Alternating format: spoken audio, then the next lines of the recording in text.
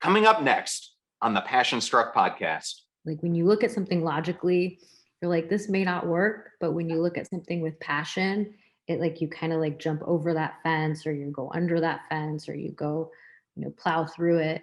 Passion will allow you to kind of take an obstacle and move through it. And so I think that's part of like the entrepreneurial spirit a little bit. Welcome visionaries, creators, innovators, entrepreneurs, leaders, and growth seekers of all types to the Passion Struck podcast. Hi, I'm John Miles, a peak performance coach, multi-industry CEO, Navy veteran, and entrepreneur on a mission to make passion go viral for millions worldwide.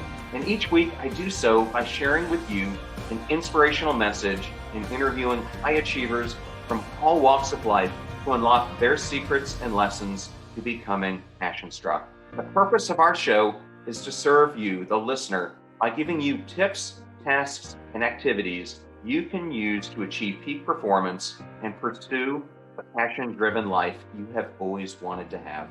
Now, let's become passion struck. Hello, everyone, and welcome back to the Passion Struck podcast. Thank you to all of you who come back every week to listen and learn to live better, be better, and impact the world. We have some extremely exciting news.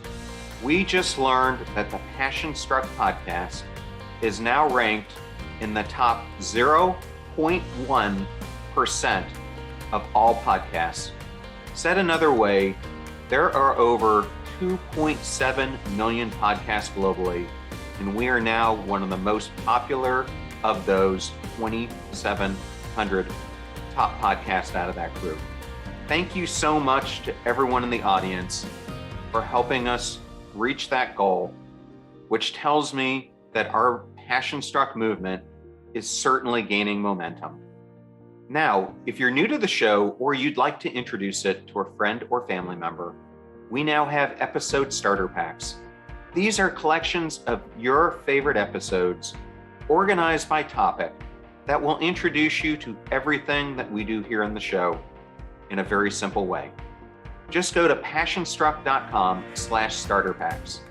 And if you're new to the podcast as well and you haven't checked out our YouTube channel, you can go to John R. Miles, where we have over 200 videos, again, organized by playlist, that you can watch and get your daily dose of inspiration. Today's guest is a personal friend of mine, Christina Sparks. And Christina is a technology executive turned e-commerce fashion CEO. And she has such an impressive background as founder and CEO of Soulgani Activewear. She was formerly the SVP of Account Management at Marks & Labs and Chief Product Officer of Nextech.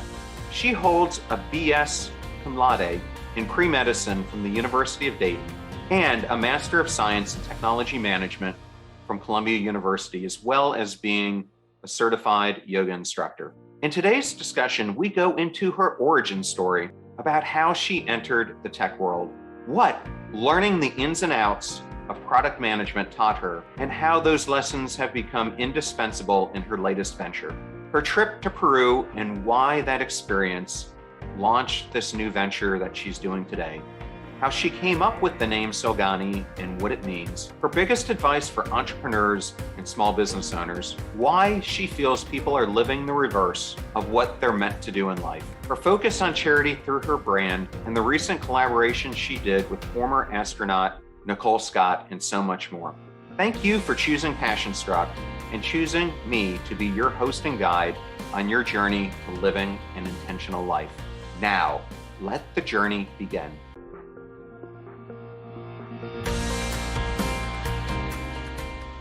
I am so excited to welcome Christina Sparks to the Passion Struck podcast, and it is always awesome when you've got a friend who comes on the podcast.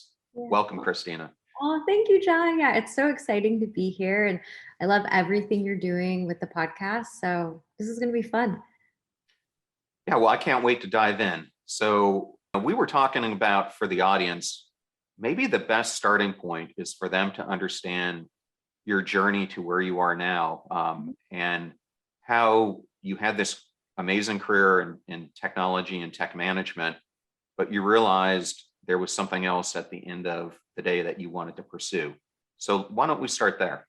Yeah. So I'll actually take you guys like way, way, way back. So when I was a very young child, I remember taking like pieces of paper and like I would draw like business, like a business plan in a way, but I didn't even know it was a business plan. It was kind of like ideas of like businesses I wanted to start or ideas of like fashion, and I would draw like stick figures and clothes on them. So I knew from a young age I always had like an affinity towards um, like fashion and creating and business. But when I was in college, I had thought I wanted to be a doctor because that was just kind of like the trajectory I was kind of on, because I was good at like math and science and like all of that. And so in college, I was pre med and I got into med school. And I had like this moment where I said to myself, I don't know if I could see myself being a doctor the rest of my life. And I don't want to take a spot away from somebody who is maybe waitlisted, who is like, that's all I want to do. So I kind of deferred a year and said, let me just kind of think about it. And in that year, I jumped into the tech world. And so I worked for a startup called Next Tech, and we were in Dayton, Ohio at the time where I'm from. And they had just created a practice management software for plastic surgery offices, and had been doing really well, and plastic surgeons were loving it. And they came to them and they said, we need something for like our paper charts. We need like an electronic medical record. And me being pre-med and then, going into the tech world, I was like, oh, this could be like a really cool thing I could like help with. And in that position that I was in, that's where I really found my passion for creating things. It could be anything, but I have a passion for taking something that's like a concept in my mind or your mind, and then seeing it through. That's just like my favorite thing, of like seeing it through like that process of creation to where it's like an actual product to market. And so in that position at Next Tech, I worked with like a team of plastic surgeons, a team of computer programmers, and myself. And I translated what the doctor's needs were into something that the computer programmers could create. And then from there, we created like a really amazing product that I think probably over half the industry uses right now in plastic surgery, and about 30%, 40% in derm. And then we went into ophthalmology too. Wow, that's awesome. So Yeah, you really got into product management, and yeah, big time. yeah, Mhm. which is really exciting, because if someone isn't familiar with that, you really have to understand what the customer wants and then kind of Right. back into how do you deliver it for them. Yeah, I was doing product management and I didn't even know it was product management at the time, because I was just out of college and we were a startup. So I think like the key to product management in general is just listening, and then listening to what like the need is, not exactly what their want is, like what their need is, and then translating that into something that they may want or may want even more, like kind of taking your ideas and their ideas and meshing it together to create something really fantastic. And while I was at Next Tech, I was in charge of, I moved up into being over all of product and development, and then strategy, and then business development, and working with like the third party partners and creating integrations and creating business relationships with them. And that to me is like one of my favorites, because again, it's creating something. It's taking an idea that another business has and we have, and meshing a partnership together and creating like a really great maybe new business line, or something like that from there. And while I was at Next Tech, we had like a few design patents. We had some, it was really fun. It was awesome. And then we sold to private equity, and I stayed on to, help grow the business, and we helped scale the business. So that was pretty amazing to see too. And then from there, I took a trip to Peru, and on that trip, I had already been like taking like yoga classes to like help with like stress management and that kind of stuff. And then on that trip, I saw like a beautiful rock on the side of a mountain. I know that sounds like kind of silly, but it was really pretty. It had like yellows and blues and all these different kind of striations in it. So I took a picture and I turned to my best friend and I said, this needs to go on a pair of yoga pants. And she kind of thought I was crazy. And I probably did sound crazy. And from there, I just kind of like had that in the back of my mind. And um, while I was in the tech world, I was kind of just, a lot of times when you get an idea, you can either like sit on it or you can like do something. And I sat on it for a little bit and let it like stew in my mind. And it just wouldn't go away. So I just started like kind of thinking about like what would it take to take this picture and incorporate it into yoga pants. And so I exited Next Tech, and then I started at another tech company, and it was a startup in the AR VR world. And they were doing some really great things, but it wasn't my passion. Where I just wasn't I just wasn't like passionate about what they were doing and what we were creating necessarily. And so I started working on my idea more, like in the nights and weekends and all of that kind of stuff. And then a little less than a year, I just said, I'm gonna grow my business now. And so I left and started my current business now, which is an e-commerce fashion business. The Passion Struck podcast will be right back. I am so excited about today's sponsor, Athletic Greens, because it is a product that I personally use and love. In fact, Athletic Greens is completely transforming nutrition and helping so many achieve peak performance. This product is so easy to use and make part of your daily morning routine. And that's exactly what happened to me. I just come down every single morning, and the first thing I do is take 1 scoop of their powder, put it in an 8-ounce glass of water, and it tastes amazing. And the product consists of 75 different vitamins, minerals, immune supporting mushrooms, and probiotics. So much here to help your nutrition get the boost that it needs without you having to go to either the store or eat a salad or whatever it may be in our hectic schedules. And with all the stressors that are around us, this is such an easy way to solve your daily nutrition. Now, they are offering my audience a special when you subscribe, and this includes a 1-year supply of vitamin D and 5 travel packs. Go to athleticgreens.com/passionstruck to get started. Now, let's get back to becoming passion struck. Well, that's an awesome story. Yeah. And I'm not sure if you knew this about Dayton, but did you know that that's where the cash register was invented? No, I thought it was where the plane was invented, like Kitty, or not Kitty Hawk.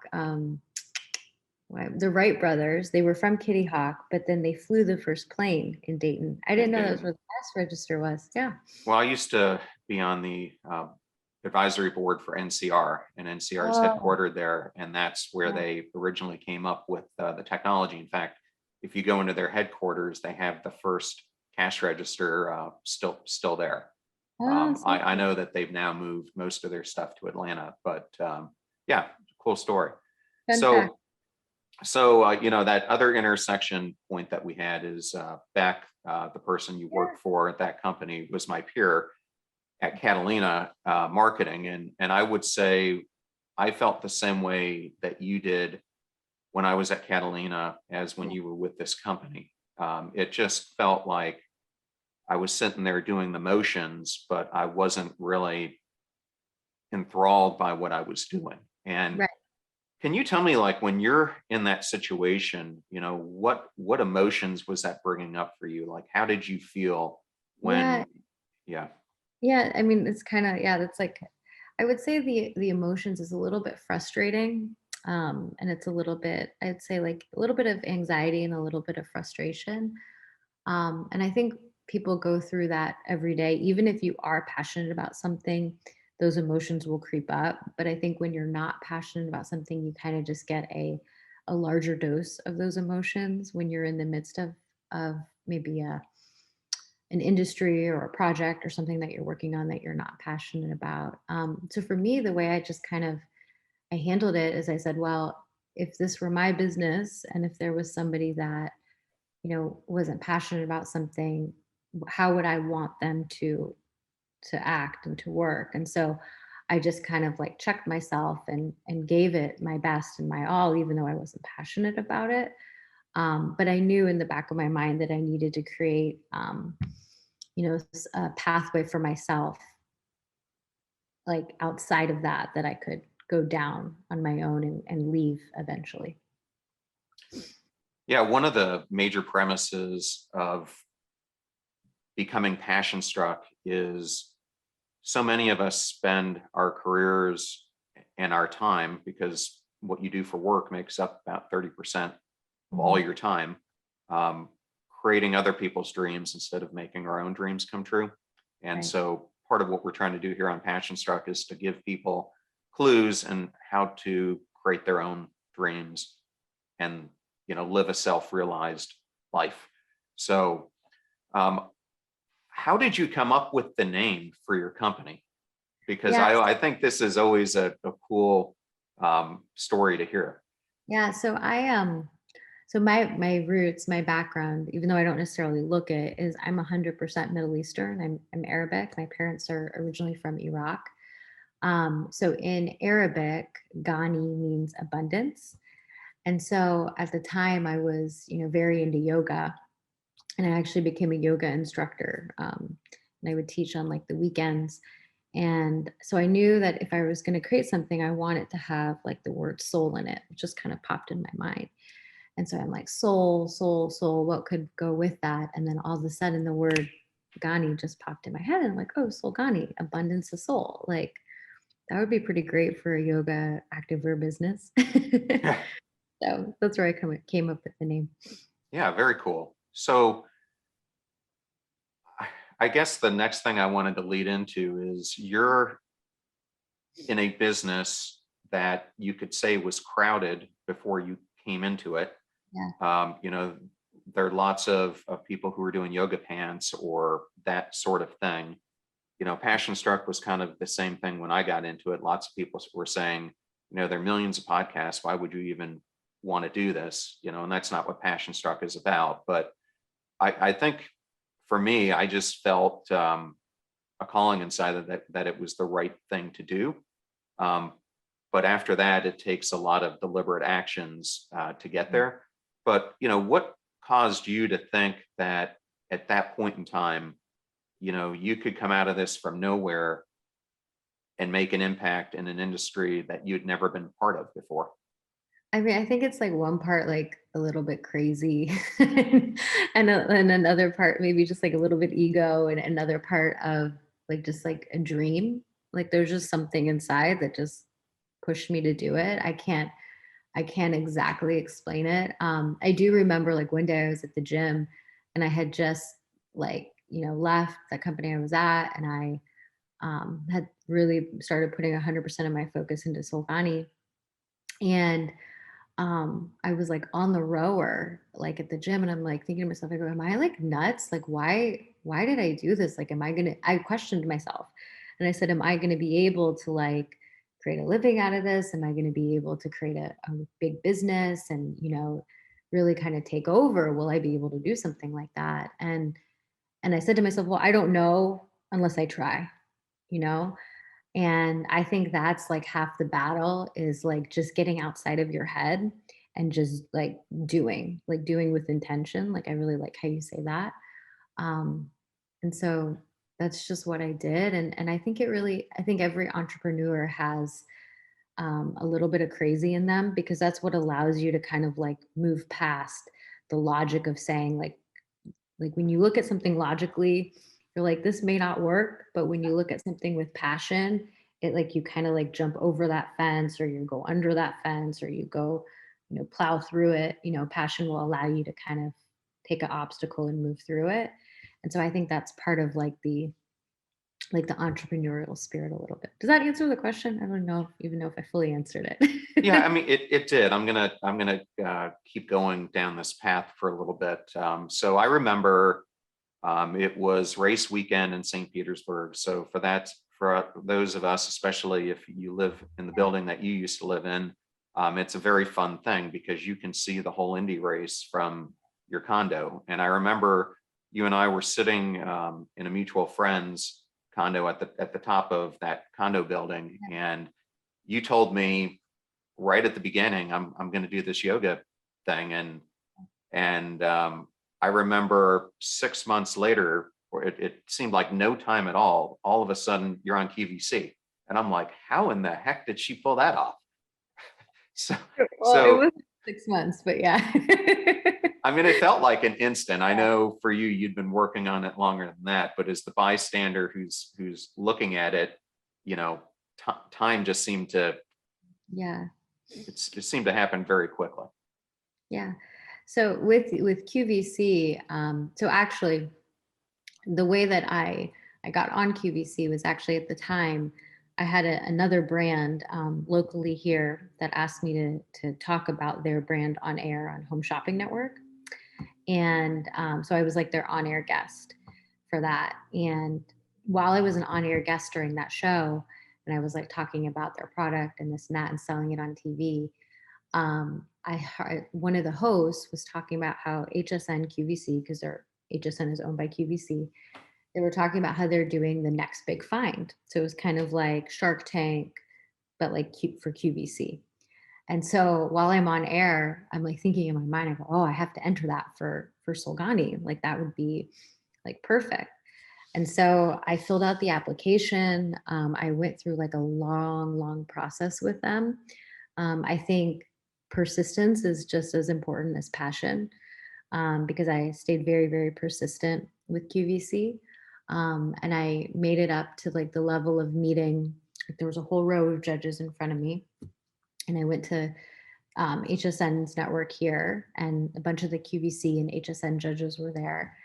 And I got up there and I just started like, I brought my little sister with me, and I just started like pitching my product and my business, and like, just, you know, I think spoke with like a ton of passion, and they were like, they loved it. And at the end, I got this thing called like a golden ticket. And that takes you to the next round where you get to meet with like the head of buying for that particular like product line.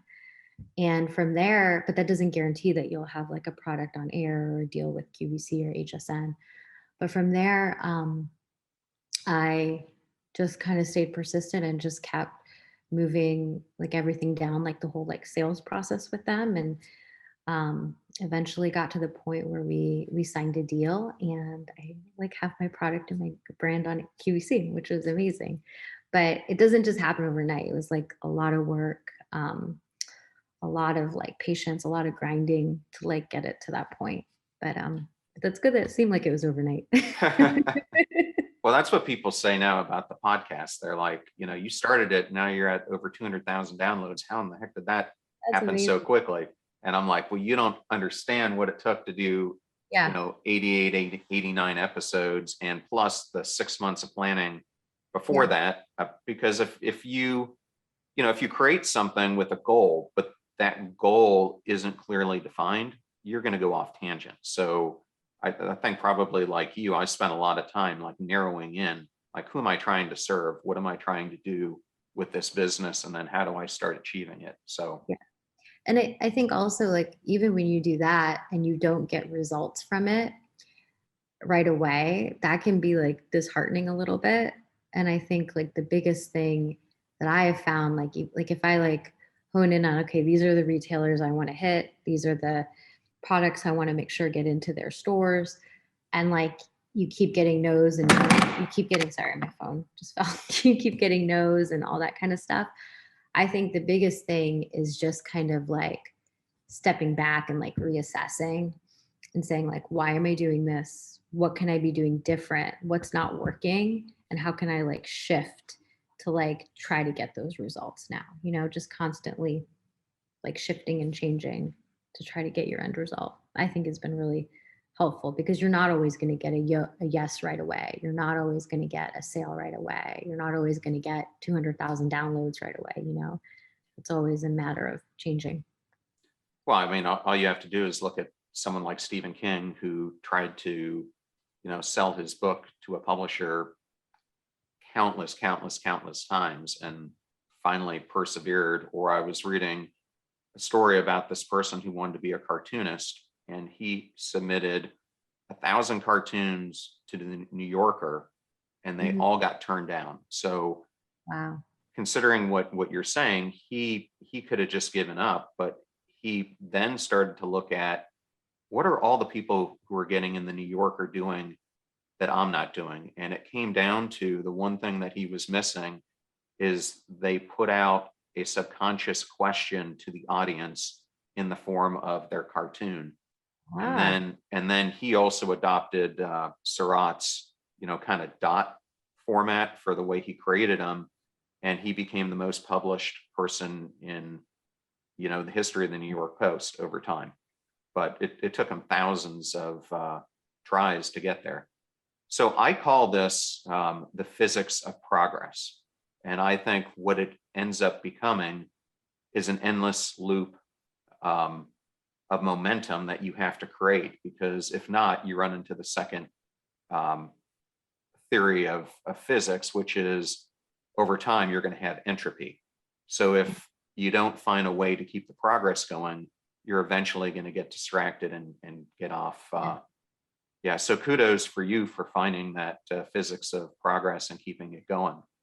Thanks. Um, Still always trying to do well, that. that's the thing, is you can never stop, and I think that's why so many companies end up being prominent. Catalina Marketing is a great one, but if you don't keep reinventing yourself on a continuous basis, or even Yeah. yourself in your own career, you're going to get stagnant. Yeah. So you probably don't know this story. Not many people do, but I almost worked for QVC. In fact, I Really? really wanted the job. Mike, who's the CEO, was a peer of mine. He was the chief marketing officer at Dell. And he kind of recruited me to become the CIO at QVC. And it came down to, do I take this job with Catalina, or do I go to QVC? And unfortunately, my ex-wife did not want to move to Pennsylvania. I was all in on it because I'm from just outside Philly. So I would have loved it. But so crazy that life can go like that. But Cool. Yeah. where I'm leading up to with this is I have a good friend whose name is Stephen Szilagyi. He's a well-known two-dimensional painter, but Mhm. he developed a jewelry line, and he, to this date, is the largest independent artist by revenue and volume that QVC has ever had. Wow. But I remember him telling me, like his first time he ever got on QVC, he was just amazed, because as you're on there, you've got a finite period of time to sell what Yeah. you're selling. And he said the whole time he was so nervous because there was like this ticking time clock of how much product he was moving. And he was like, I was just so anxious because I'm trying to let the passion come out, but I'm like seeing that I'm not doing as well as they think I should be doing. And he goes, like, panic started to come in, and he goes, long and behold, it ended up working out. But can you kind of tell the audience about maybe your first experiences working with them? Because it's Yeah. got to be pretty nerve wracking. So, what's funny is I actually absolutely love public speaking. Like some people are like, "Oh, I get so nervous." Like I don't know what it is. I just absolutely like eat it up. I love it. So I wasn't nervous about like being on air or like, being on TV. To me, that because I had already also had experience doing that for another brand for HSN, being their on air guest. So for that, it wasn't that like nerve wracking. But what was nerve wracking is that I wasn't used to doing it from home. So I was used to always being in like a studio at like HSN for that other brand. And when I aired on QVC, it was like during the pandemic. And so everything had to be like set up from like your home kind of base. And we were actually in the midst of renovating our house, but I had like a little area set up in the house to be able to like do like the show. And I have like workers like in and out of my house, like being quiet as like I'm on air, like, like all this stuff. Or if like my dog, like I'm trying to like, he's blind and like geriatric, so he can't always like see and know what's going on. So I'm like praying that he'll just be quiet like during the show and not like maybe I have to like put him outside for like 10 minutes or something. So there was like a lot of like background stuff going on while I was on air. And like, so you're just trying to like, keep cool and like just pretend like there's nothing happening crazy in your house during all of this. So that was the biggest thing for me. But I think like the coolest thing when I was on air in the very, very, very first show was they played back video from when I entered the next big find. And like and while the host was talking and they had like the B-roll going, I just thought to myself, like, this is surreal. I had an idea like a few years ago and I moved on that idea. And then today I'm like standing here in my living room, like on air with like QVC. Like while she's talking, I'm like, this is so cool. This is amazing. Like, wow. So that to me was like the biggest like wow moment I had with like QVC in the very beginning. Wow. Well, a couple years ago, I had the fortunate pleasure of meeting Sarah Blakely, Oh which yeah. for the listener is the founder of Spanx.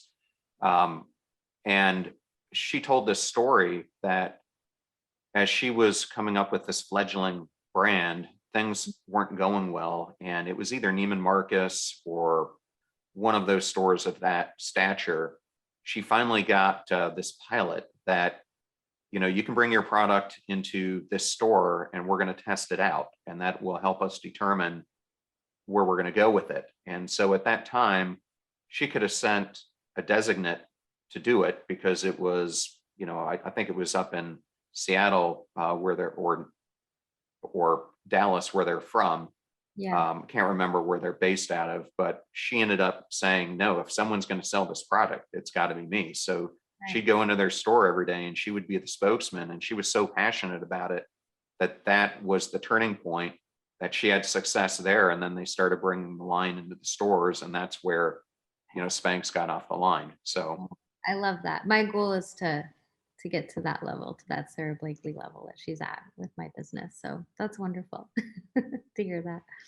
well, so if you're a listener on the show, whether it could be a man who might want to buy this product for, their partner, or a female who's watching or listening to it, like, who do you design these pants um, for? Is there a So specific person in mind when you create it, or is it really for anyone? it's really for any woman. So our customers range from anywhere from like 18 upwards to like 65-ish. And so like our target, like our main demographic is probably in like their 30s to 40s kind of range. But we really have customers from like in that whole spectrum, because a lot of times like a mom will buy the legging and her teenage daughter will steal it from her a lot of times because they're just really cute. And then also with our brand on QVC, it's opened up like an entirely new demographic too to us with QVC. So we have women in all ranges of it, and you can find it on our website, soulgani.com, SOULGANI.com, or you can find it on QVC, and you just go to QVC's site, and then you type our name into their search bar, and like our entire, like we have a lot of collections with them will come up. And then we're available at other retailers like Kohl's, Bar Method Studios, and kind of others like that. But I'd say the main two would be our website and QVC. Okay. And if someone wanted to go there and buy them right now, are you running any discounts or? Yeah.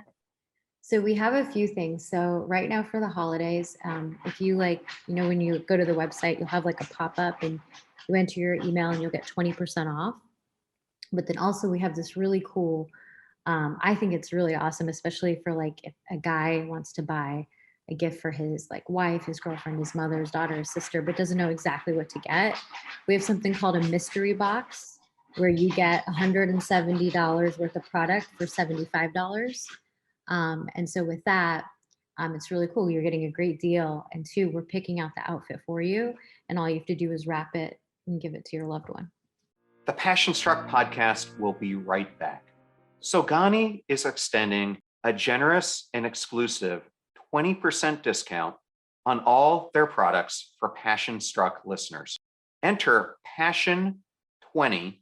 That's PASSION 20 at checkout on Soulgani.com. That is SOULGANI.com with the discount code Passion20. Now, back to the Passionstruck podcast. Well, that's great.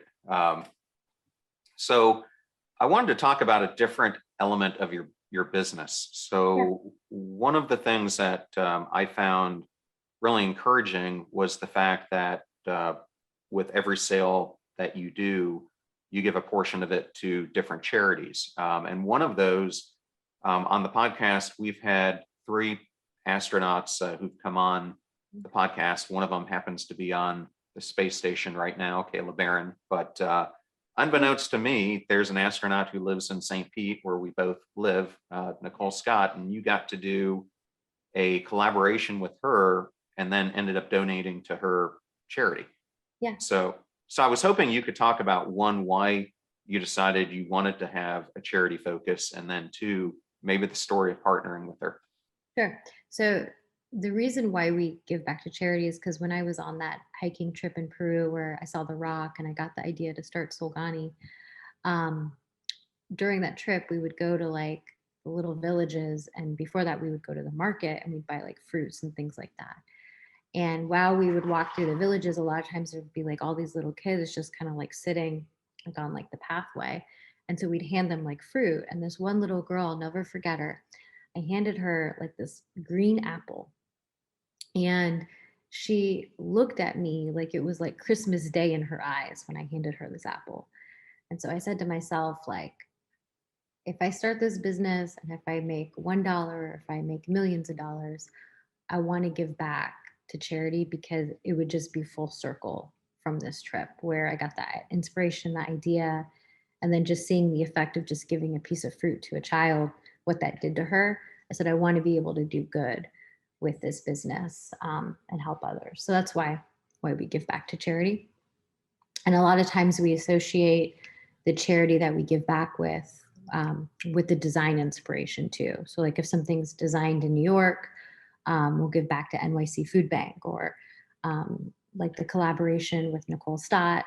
Like that's why we give back to Space for Art Foundation with every sale. And with Nicole, I was invited to this like Tampa Bay woman's like luncheon. And so I went to this luncheon and she was like the keynote speaker there. And she was sharing like all these pictures from like space that she had taken.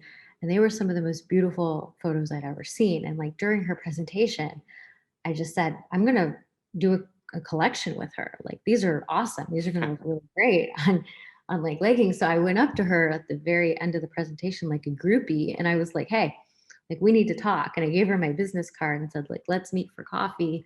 I have this great idea where we can take your photos and put it into clothing and just, sell it. It would be amazing. And she loved the concept. And we met for coffee a few times and then, put together some ideas and then launched a few collections from there. Yeah, very cool. Are any of those still out there, or once you do a collection and you sell through it, do you then move on to the next collection? Yeah, so we typically what we do is once we do a collection, it's limited edition, and once we sell through it, it's done. But with her universe collection, there's been like a few prints that have been really like people love. And so we've done like a couple runs of those to just like, the market wants, the market gets. So we've done a few extra collections of hers.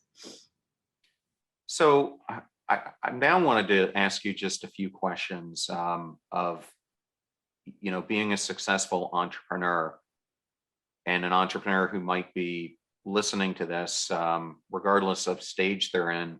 What do you think, if you had to boil it down, were 2 or 3 of the keys to the success that you've had?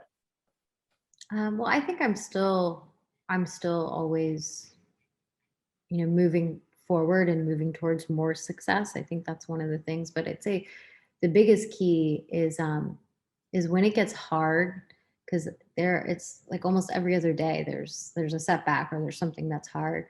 But when it gets hard, that's just a moment to like recollect and say like, what can I be doing different, or what can I be changing to get closer towards my goal?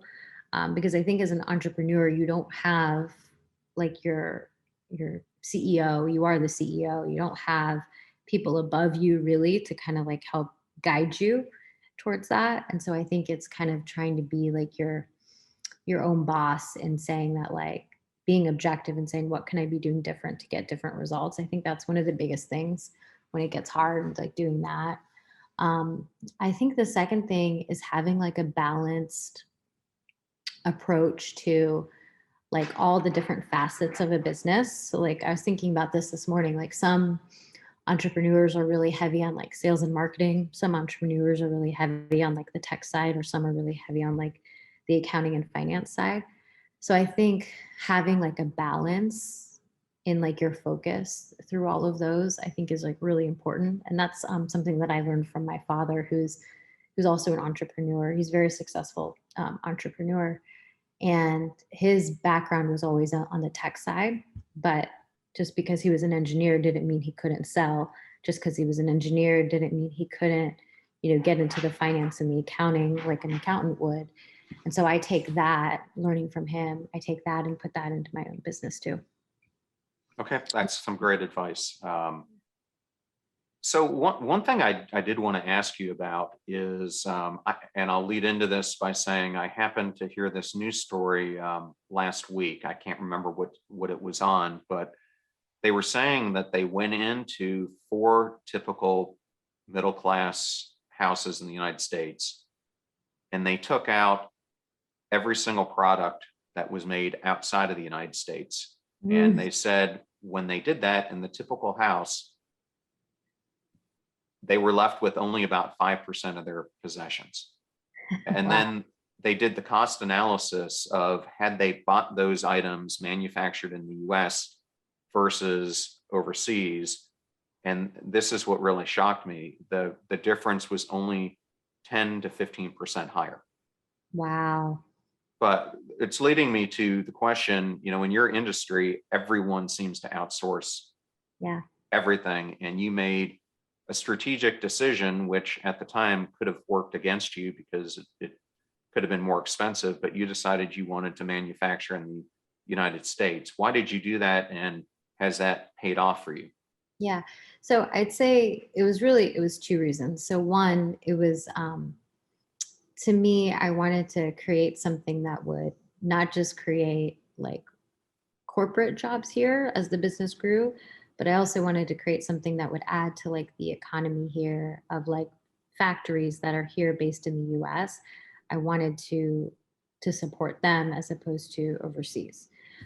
So I really wanted to focus here on the US because it's just like important. It's America. I wanted to have an American made brand. And then two, the American factories are a little bit more receptive to a smaller brand starting out too, because they have a smaller MOQs, minimum quantities that you have to do. And so it was really kind of like a perfect marriage between that. Well, that's awesome that you figured out that niche and that it worked for you. And also that over time, as the company continues to grow, you'll be able to offer jobs that are absolutely needed. Yeah. Um, so I did want to ask you a couple more questions around the whole entrepreneurial space, and that is, why do you think so many people, and I call this, they live behind a shroud of pretense, meaning they're pretending to be someone they're not.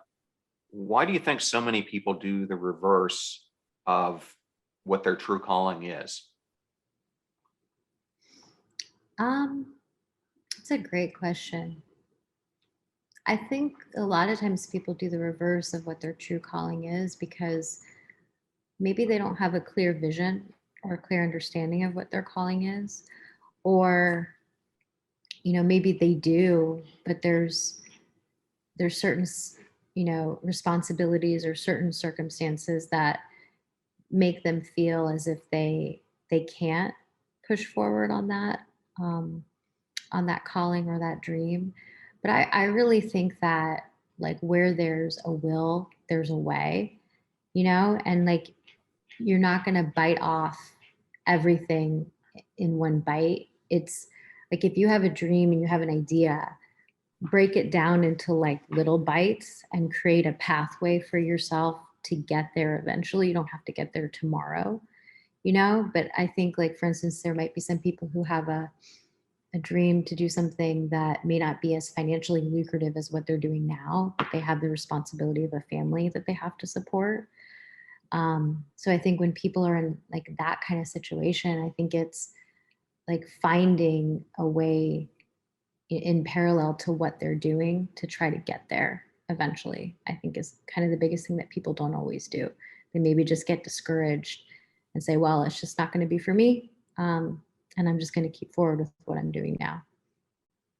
Okay, I think that's great advice. And then I did want to ask you about yoga. Mhm. So, like you, I practice it. I'm a bit out of practice right now because Yeah. the studio you and I went to, a lot of my favorite teachers left it, unfortunately. Yeah. But I now use walks and other ways to meditate to get what I was getting from yoga. But I still really miss it because it's a great way, when you really zero in and clear your mind, to allow the unimportant things that seem to be coming up in your mind to just push them out and to try to really super focus on the most important things. But for you, what has yoga meant for you in your life, and what did it bring that you were missing before you went down that journey? Yeah. So when I was doing yoga, I had a lot of stress that I needed to kind of like unwind from.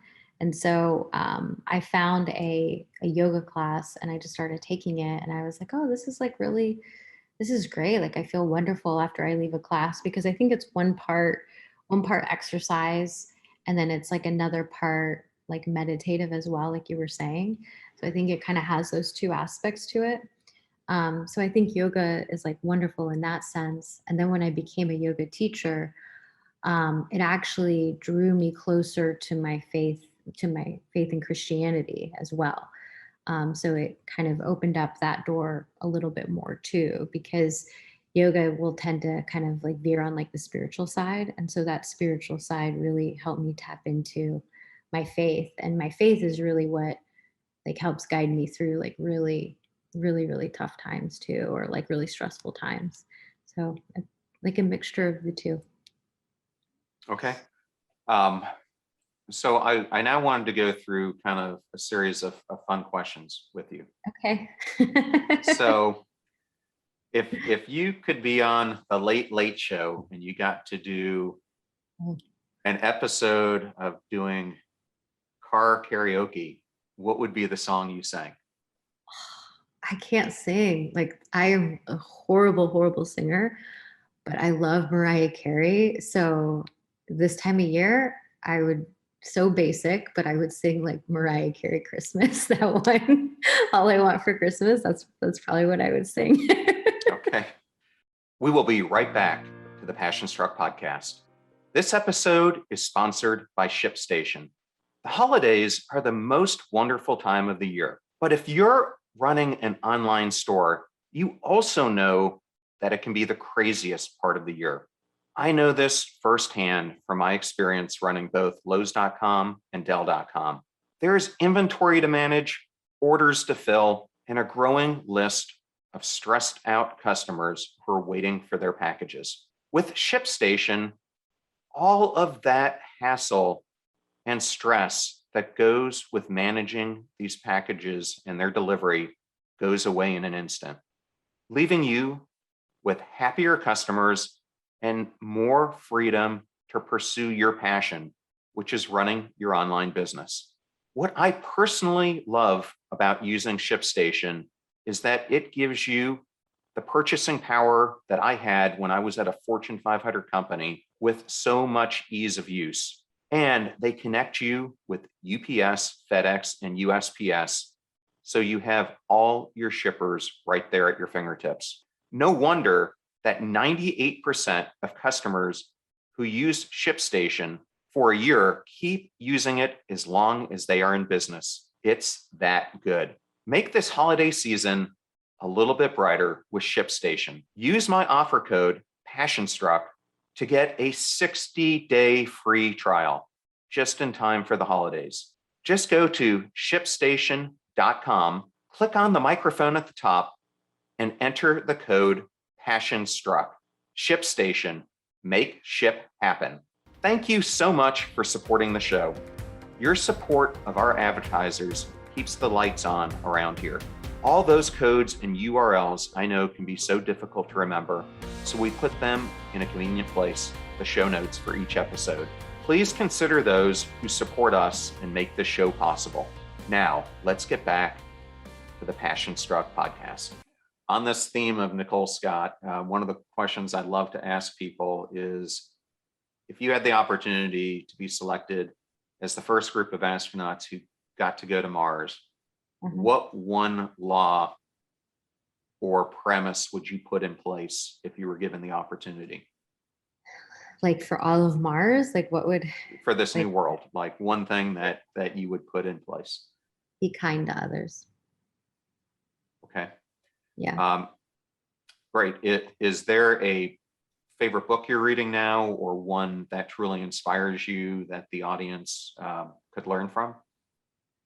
So actually the book that I'm reading now, because and it has nothing to do with business, but it's all about, because we're in the midst of trying to start a family. So the book that I'm reading now is, it's called, I forget the name of it, honestly, but it's all about the foods that you intake and what you eat and how it affects your baby's health and like brain development from like even before you're pregnant and like in the first few months of that. I'm very into like health and nutrition and like kind of understanding all the natural ways that like our food can heal our bodies or our food can make us better and stronger. So I'm very into those. And I think when you're stronger physically, it actually allows you to be stronger mentally and emotionally too. So I just love reading books along those lines. Well, when I was with a previous employer, I was the editor for a while of their digital publication, and I was curious on this topic, so I ended up doing 20 articles around gut health. And it is quite amazing how many things it impacts, from your mental state to different diseases you might get, such as diabetes or Alzheimer's or other things. And there truly is, a very clear link between your gut health and your mind health, and how you function. So, I think that's a great thing. And if you, after the show want to give me the book, I will put it in the show notes so people can download it. Is there a particular motto that you like, that you've lived your life around or used to inspire you? I'd say like there isn't like a typical quote or typical motto exactly, but what I like to live my life by is kind of like always like be kind to others, whether it's in business or whether it's in like your personal life, and be honest, because I really feel that always comes back to you. It may not always be immediate, but I think when people see that you're kind and you're honest, it actually has them put their guard down a little bit, and it allows you to kind of create like a special, either a relationship or a business interaction. And like the other thing is like, I think that, people should dream, but you should also do at the same time. Those are kind of my main key ideas I live by. Okay, great. And the last question would be, if there is a person that you have never met before, living or dead, that you had the opportunity to meet, who would it be? So there'd be so many people. So I actually would love to meet Paul from the Bible. I know that sounds funny, and like most people would be like, why don't you want to meet like some titan of business or something like that? But for me, I think that would just be amazing, because it's the idea of somebody who persecuted a group of people. He persecuted Christians and then became like the most prolific person to spread Christianity all throughout the world. It would be really cool to sit down with somebody like that. And I feel like he probably has a badass personality to be able to be that way. So that would be kind of one person I'd love to meet. Okay. Well, Christina, thank you so much for joining us today on the podcast. It was really a joy to be able to spend this time with you. Yeah, thank you. It was really fun. So thank you for having me on. I appreciate it. What a great episode of the PASSIONSTRUCK podcast. And if you're new to the show and you haven't been there before, we also have a YouTube channel under John R. Miles. And on that channel, we have well over 200 different inspirational videos, all aimed at helping you learn how to live an intentional life. They're grouped in playlists similar to our starter packs, so you can go to the topic that you would like to hear about and watch those videos.